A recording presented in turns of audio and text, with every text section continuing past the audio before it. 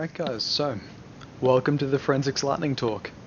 It's a bit late at night, not gonna lie, purely because as I was editing the first take of this Lightning Talk, I realized that my mic wasn't recording the entire time. So, take two. Alright guys, so what I'm going to be doing in this Forensics Lightning Talk is I'm going to be providing an overview of the general tools you should need to solve each of the challenges, and then going a little bit deeper and giving a few more hints in a few particular challenges. This will be one of the earlier Lightning Talks that will be airing. So, as a general hint to this particular CTF, quite a lot of these challenges have hints in the name as to what sort of challenge it is, what sort of things it will require, and things like that.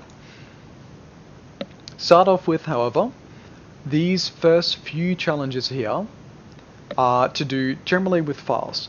And if you haven't done any sort of forensics before, forensics, generally speaking, is the act of hiding information in other files, and we have to try and retrieve it. They could have hidden the information in any number of ways. It could have been in a packet request. It could be hidden somewhere within the file, whether it's within the bytes, whether it's being compressed, or some other way. And we have to try and get it, and we have to try and get out the flag. To start off with the general file command to start off with here, two very useful commands are strings, which will print any of the human readable strings within the file, and file, which will tell you what sort of file is it actually. So on my desktop at the moment I have three of the different challenges. I have a PCAP, not directly from the CTF, this is taken from the Forensics Crash Course, the rename.exe, and the tomb. So, as a brief mention back to our Forensics Crash Course, it is up in our YouTube channel. We do have a YouTube channel. I would very much recommend going to our YouTube channel because our Forensics Crash Course does go over a variety of different concepts. We have time stamped where they all are, so if you want a review of one particular section, you can just jump to it there. But back to these two commands, strings and file. If I try and print all the human readable strings within, for example, rename.exe, we get a bunch of gibberish. Of course, this gibberish, it isn't always completely gibberish. For example, this could be if there are certain bytes in the file that will constitute a flag. If you try and print out all the human readable strings and then, for example, try to use a grep or some sort of regex to try and get out the flag, you never know what you might find. Of course, that's not for this. That's not for that challenge in particular. The other command that we talked about using, however, was the file command. So, computers will generally recognize what the file type is of a particular file in one of two ways. The first one is that file extension on the end. That's how the computer determines, alright, what program am I going to open this up with? The second way are by having a look at the bytes within the files and then making a pretty educated guess as to what sort of file it is. So for example, if I run the file command on that PCAP file there, it'll say, oh yeah, this is a PCAP file, this is a capture file. Or for example, if I run it on renamed.exe, what do you guys reckon is going to happen? Do you reckon it's going to tell us that it's a exe? Or maybe it's something else? That might be worth investigating. And then lucky last is the tomb. And the tomb is one of the more advanced challenges, purely because when you get it in its own form, you'll notice that it comes completely blank. It doesn't say what sort of file type it is. So, what sort of file type does a computer think it is? Oh, it thinks it's a zip.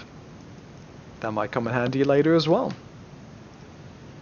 But if you open the tomb in particular, for example, if we try and rename the tomb to a .zip file, trying to open it won't always work. Occasionally it'll say, oh no, this is corrupted, and it'll prevent opening of it. And if you remember what I mentioned before about the name of the challenge giving a sort of hint of it, it mentions that, oh, this is Indiana Jones and the Tomb of the Lost Headers, and mentions the file has been robbed of its header. And what file does here, what a file header does, is it tells the computer some crucial information about the file itself. So if we go to open up our hex editor, which for me will be hexd, and say, alright, what happens when we look at the tomb?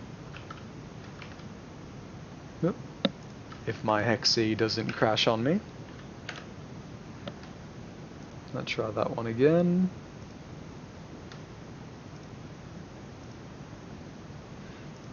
You'll notice this is what the file looks like. Now, I don't know enough about zip headers to be able to instantly tell you if this is right or wrong, at least when I was first looking at it. So one of my first instincts for this one was to compare it, because why not compare it? So what if, for example, we sent this one to a zip? What would the start of that zip look like? Because that should contain a file header as well, shouldn't it? Or if we send rename to a zip, because that one's a bit smaller. Because file headers should be relatively the same between similar file types, purely because as we mentioned before, the file header is what tells the program that's opening it a little bit of info about the file. Therefore, it needs to be at least a little bit similar. As you can see, when I open another zip file, it doesn't have nearly as many zeros. In particular, here and here don't seem to have as many zeros. So for example, if you're curious and want to say, alright, what would a zip file header look like? And saw, for example, some program that was telling you what the starting structure of zip files should typically be, including the bytes that should be at the start. Maybe that's how we could repair the header of the file. Could be worth looking into. Alright, so that is the byte editor, the zoom file, and two useful commands, file and strings. The next one to talk about, however, is what you'll be using for these two challenges here. Basic auth hacks and the cookie in the haystack. So as you notice, both of these get you to download a .pcap file. And as you saw before, a pcap is a packet capture file. And packet capture is essentially capturing what actually happened in the network itself during a certain period in time. So I have a packet capture file on my desktop, which when I open up with Wireshark, gives me a bunch of different information. Also, if you haven't seen Wireshark before, here is a website, wireshark.org. Downloading is very useful, comes in handy quite a lot when you're looking into forensics. So, as we can see, this has captured all the packets that have been transmitted across a network during a certain period of time. Yep, lots of stuff being transferred here. As I mentioned earlier, this particular packet capture was used during the forensics crash course, so it won't contain any flags relevant to the CTF, unfortunately. But what it did do in this CTF, or what we did discover in the forensics crash course when we're looking at this particular file, is that this packet capture, in this session, a person was trying to transfer a few different files. They're transferring a secret.txt and a windows.raw.zip. And as you can see here, if we inspect each of the transfers between everything, we're actually able to find the flag itself. We go into a little bit more detail about what actually all of this stuff means in our forensics crash course, so if you're particularly interested in going into a little bit more detail, which would be particularly helpful for one of the other packet captures, I would recommend brushing up on that part. Alright, so that's an overview of Wireshark, which means there is only one really section left that we haven't covered. So we've covered the basic file parts with file and strings, as well as a hex/byte editor for these two ones here, and the lucky last is the volatile memory dump. As you can see, this one mentions that, alright, you're given a memory dump, and we need to do something with something called volatility 2 or volatility 3. So volatility 2 on GitHub is right here, volatility 3 is here. So what volatility is essentially helps you extract volatile memory from a memory dump or other sorts of circumstances. They run on a Python backbone, and volatility 2 runs on Python 2, volatility 3 runs on Python 3. Volatility 3 is the newer version of it. In the forensics crash course, Daniel demonstrates using volatility 2. I'm going to be running today using volatility 3, purely for the demonstration purposes. Alright, so if I go to my Linux directory, and in here I have actually both versions of volatility, but like I said, I'm going to be using volatility 3.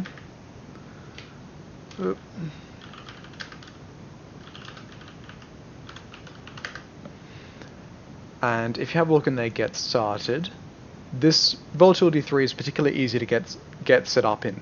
All you need to do is pretty much just download the entire directory, extract it to a specific location, and then you can start running commands.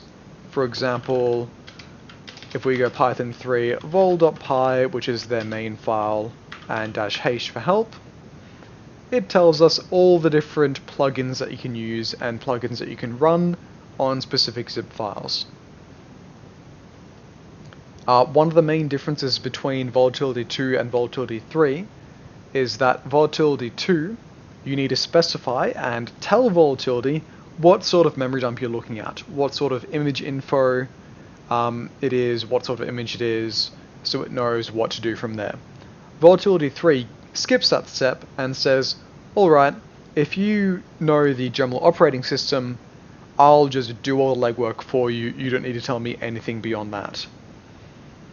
So for example, if we go python 3 vol.py and tell it to look at the windows.raw that I have hiding in the directory above, and say, alright, I want to have a look at the info of that, I want to have a look at the info of that memory dump, and I'm assuming that it's a Windows file, because reasons, and just like that, if we hit enter, it will run and tell us a bit of info about the file itself. And if we go back and try and have a look at the challenge itself, what it mentions is it's a memory dump, and we need to find out what made his computer crash from that memory dump.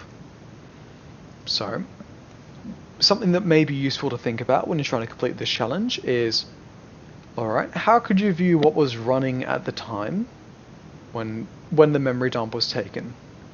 Is there anything you could do to view it? And once you viewed it, is there anything suspicious? Or is there anything that might have made it crash? If it has crashed, what if we try and run it? Just for curiosity's sake, you know? Alright, and that's as many hints as you're going to get from me, however. I hope that was helpful. If you have any more questions, I would recommend asking in any of the Discord chats, as hopefully one of us will be able to get around to you whenever we have the opportunity. Otherwise, good luck for the CTF, and good luck for all the forensics challenges.